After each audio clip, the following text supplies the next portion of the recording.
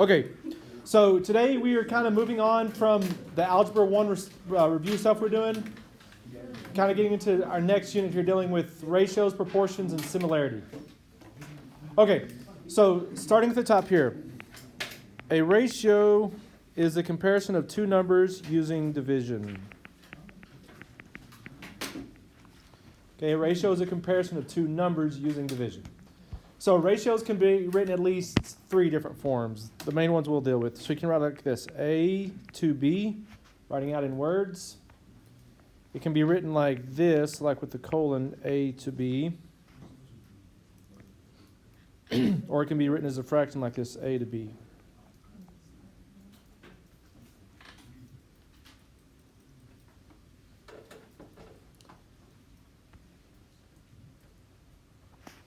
Okay, so on the first one, in Logan's High School, there are 190 teachers and 2,650 students. What's the approximate student-to-teacher ratio to school? Now, the order of this absolutely matters. So this says the student-to-teacher ratio.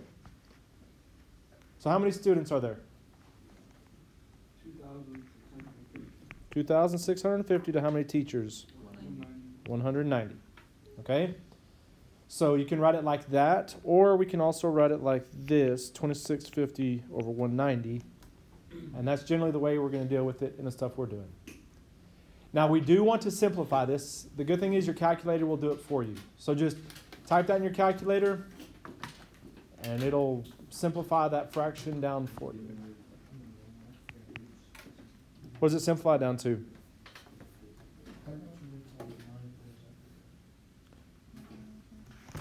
It simplifies down to what? 265 over 19. Okay? So basically all I did was drop off the zeros. I mean, divided, both of them by 10. Okay, so what this means is that for every 265 students, okay, there are 19 teachers. For every 265 students, there's 19 teachers. Okay, on the next one. All right, a math club has 25 members, of which 11 are males and the rest are females. What is the ratio of males to all club members? Okay, so males to all. So how many males are there? 11. And how many total are there? Yeah, it says there's 25 members. Okay, second one. A group of preschoolers has 8 boys and 24 girls. What's the ratio of girls to all children? Okay, so this is girls to all. So girls to all is the way we're going to write this ratio. So how many girls are there? 24. Now to all, or to the total number of kids. Good, there's 8 boys, 24 girls. If you add these two up, there would be 32 total students. Altogether, there's 32. Now, up here, we could not simplify this. Forgot to say that. There's no simplifying we can do on here. I can simplify this. What does 24 over 32 simplify to? 12 to 16. It can go even further than that. 3/4. It can go into 3/4. 8 can go into both of those. 8 can go into 24 3 times, and 8 can go into 32 4 times. So the ratio is 3 girls to the total number of students. Okay, then the third one. A group of preschoolers has 15 boys and 12 girls. What's the ratio of girls to boys? Okay, girls to boys is 12 over 15. Remember, the order here matters. 12 girls, 15 boys. Can we simplify that? Yep. 4/5. For every 4 girls, there's 5 boys. Okay, the next one here. The ratio of boys to girls in a classroom is 2 to 1.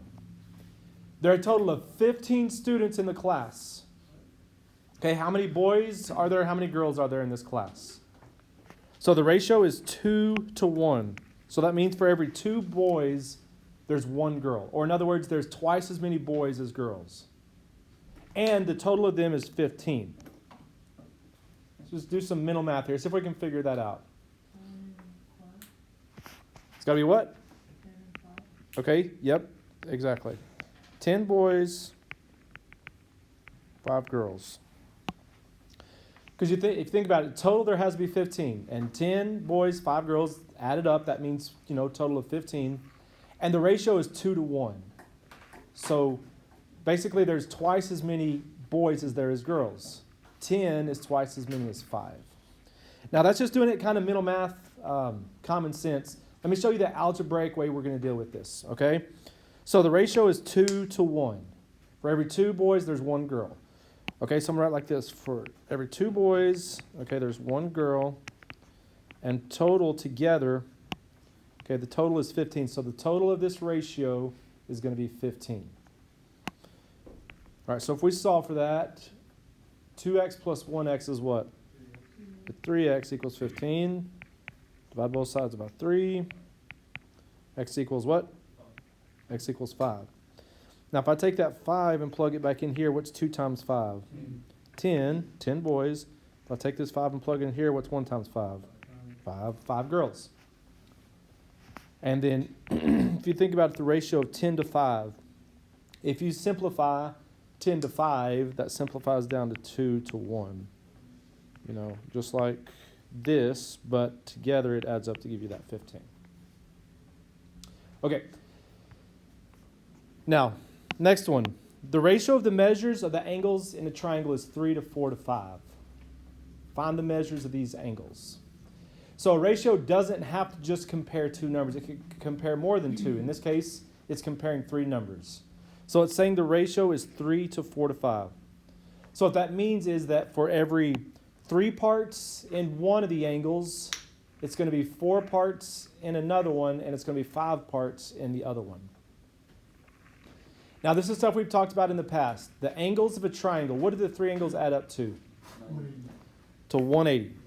So on this, we're going to do this. 3x plus 4x plus 5x equals 180. All right, so let's solve this. 3x, 4x, and 5x together make what? Makes 12x equals 180. Then what?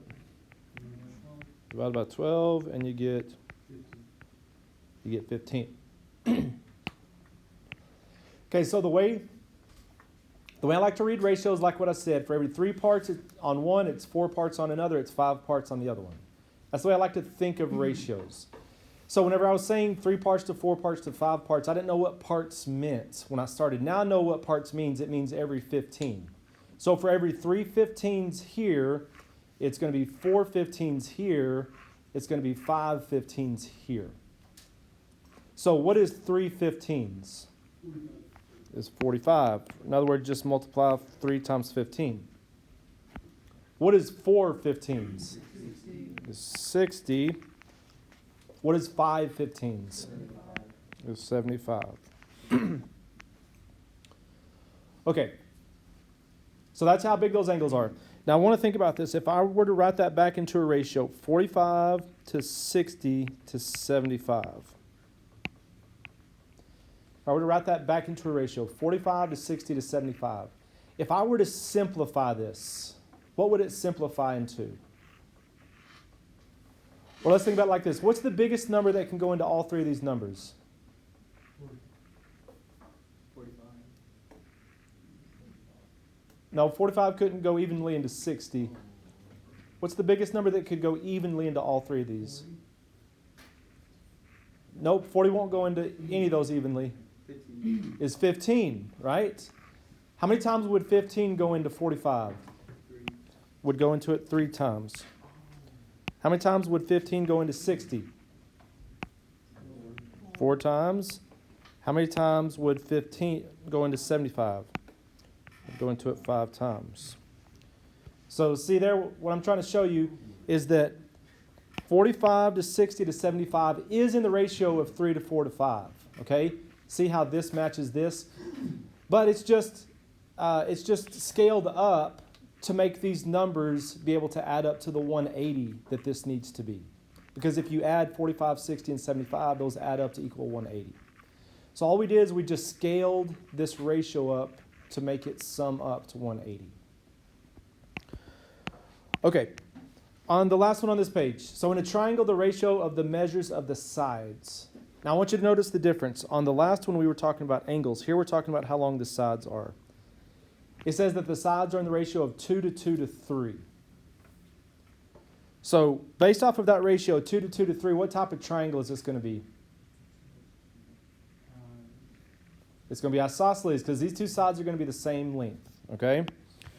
So for every 2 parts on this side, it's going to be 2 parts on this side. It's going to be 3 parts on this side. Now it says that the perimeter is 392. What does perimeter mean? Okay, it means add up all the outside edges. Okay? That's what perimeter means. It's all the way around the shape. It's all the outside edges summed together, total together. So these sides are in a ratio of 2 to 2 to 3. So basically what I want to do is I want to scale this up to make it where, scale this ratio up to where those 3 sides add up to 392. Okay, so here's how we're going to do that. I'm going to go 2x plus 2x plus 3x equals 392.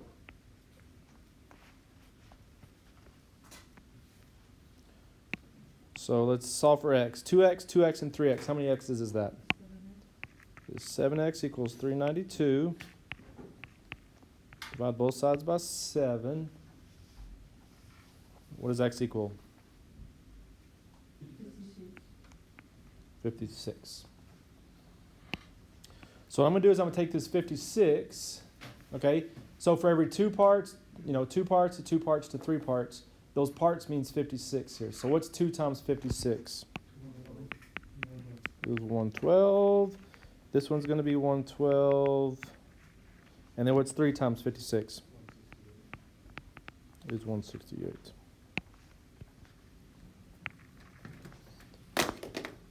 So if I were to write that back as a ratio, 112 to 112 to 168. Okay? 112 to 112 to 168. If I were to simplify that ratio, 112 to 112 to 168, what do you think it would simplify down to? 56. Okay, it would simplify by 56, but where would it end up at?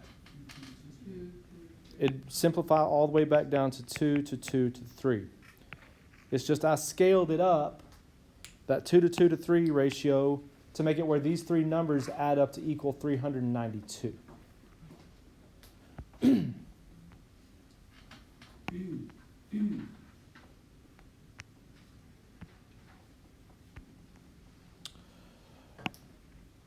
Back over here on this side, a ratio is a comparison of 2 numbers, okay? Comparison is a ratio of 2 numbers. Okay. So, on the other side now, we're going to talk about proportions, but it's not something different, okay? A proportion is the comparison of 2 ratios. Okay, a proportion is a comparison of 2 ratios.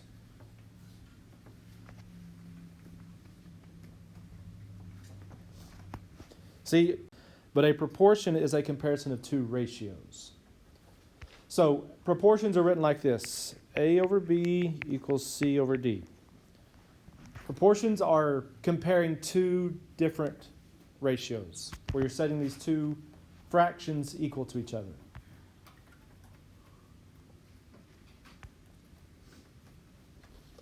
Now there's a lot of ways to solve this.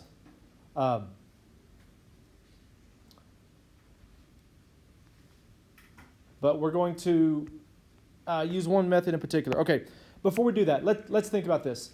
What we're doing here in this proportion is I want to know how, what value of r is going to make this fraction equal to this fraction. So real quick, type that in your calculator, 12 divided by 18. Just let it simplify that for you. What does it simplify down to? To 2/3. Which, basically that already gives us our answer. What does r have to be? 3. R has to be 3. Because what I'm doing here is I want to know what value of r makes this equal to this. It's got to be 3, okay? Because 12 divided by 18 is 0.66, and 2 divided by 3 is 0.66. All right, I just want you to see that, but the main way we're going to solve this is like this. We're going to do our cross multiplying. So what I'm going to do is I'm going to cross multiply here. What is r times 12? Is 12r.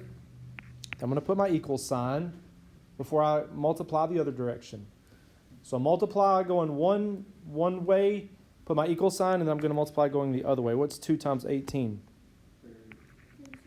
Is 36. So now I have 12r equals 36, or you could think of that like 12x equals 36. So I want to solve for this variable. I want to get r by itself. So what am I going to do to get r by itself here? Good. Divide by 12. Because remember, 12r means 12 times r, right? And what is 12 divided by 12? Is 1. Right? Remember the stuff we talked a lot about at the beginning of the year. 12 divided by 12 is 1. 1r is equal to just r. And what's 36 divided by 12? 3. Okay, like I said, we already started off with that. We knew the answer was going to be 3. Again, in proportions, what I want to know is what value of the variable makes this fraction equal to this fraction. Okay, so let's look at number 2. Let's cross multiply here. Actually, before we do that, let's just use common sense here and see if we can figure out what this is going to be. If this is 50 over 20, what do you think this is going to be? 4 over 2. It's going to be 2. Because basically it's this going to be simplified down. 50 over 20 simplified is going to be 5 over 2. So we know the answer is going to be 2 here. But let's go ahead and do our cross multiplying and just see that. So what's 20 times 5? Is 100. Put my equal sign, then I cross multiply going the other direction. What's 50 times h? Is 50h. Now h is the variable here. I'm solving for h. So what do I need to do? Divide by 50 on both sides. Over here, 50 divided by 50 is 1. That just leaves 1, h, or just h. And what's 100 divided by 50? 2. Is 2. Just like we said a second ago.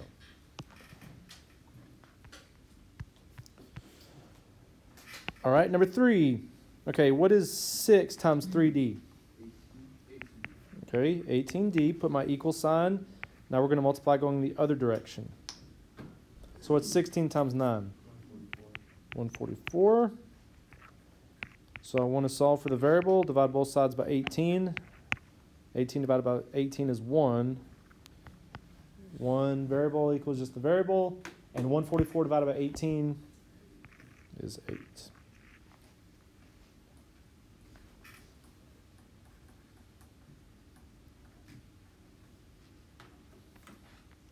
Okay, number 4. 27 times x is 27x. After I multiply that way, I put the equal sign. Then I multiply the other way. What's 45 times 3? 135. Divide both sides by 27. It's what? 5. X equals 5.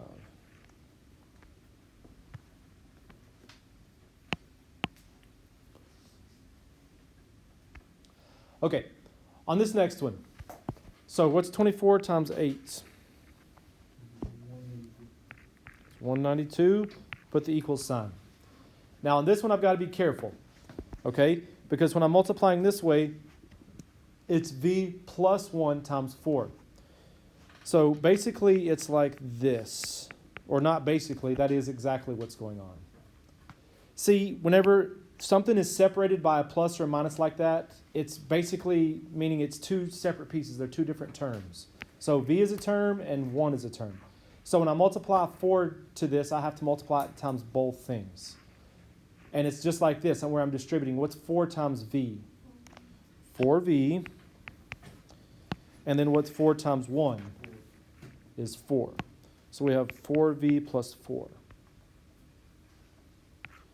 Okay, then from here I'm solving for v, so I'm going to go ahead and take care of this 4. Subtract 4 from both sides, that zeroes out. 4v equals 188.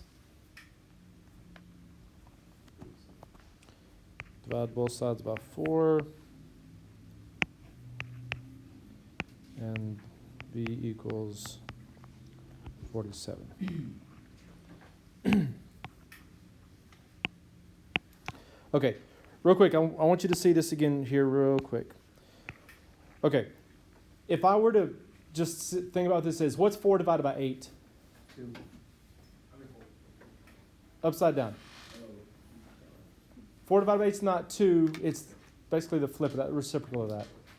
It's 1/2, right? 4 divided by 8 is 1/2. Now let's take this 47 and plugging it up here. What's 47 plus 1? 48. What's 24 divided by 48? Same thing, it's 1/2. 24 is half of 48, just like 4 is half of 8. All right, let's look at this second one here. What's 15 times 5? 75. So 75. Put my equal sign after I get done with that before I start multiplying the other side. So here we go. What's 2g times 3? 6g. And what is negative 7 times 3? It's negative 21.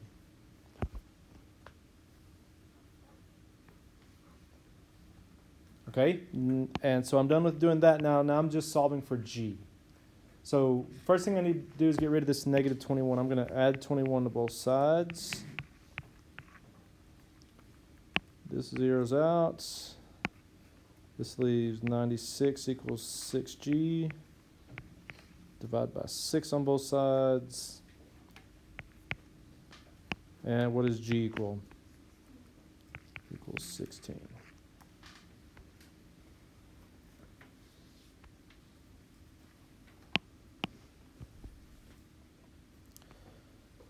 Okay, I'm going to skip that number 7. Let's look at number 8 here.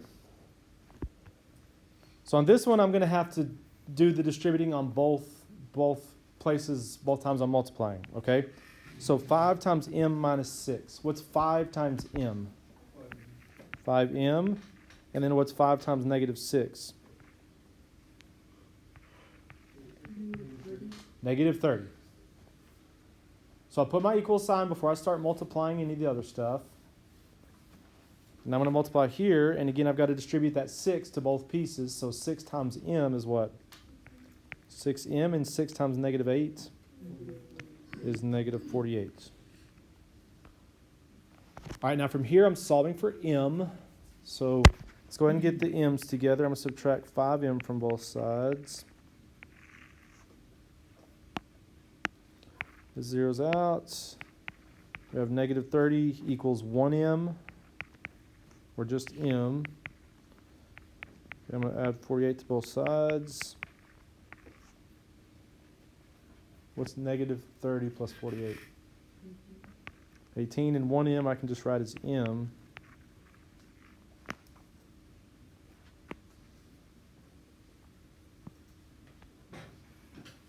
Okay, let's do this one more time. Let's take this 18 and plug it back up here. What's 18 minus 8? And what's 10 divided by 5? Would be 2. Okay. Then what if I take 18 and plug it in here? What's 18 minus 6? 12. And what's 12 divided by 6? 2. Is 2 also. So see, that's what makes those two fractions equal to each other.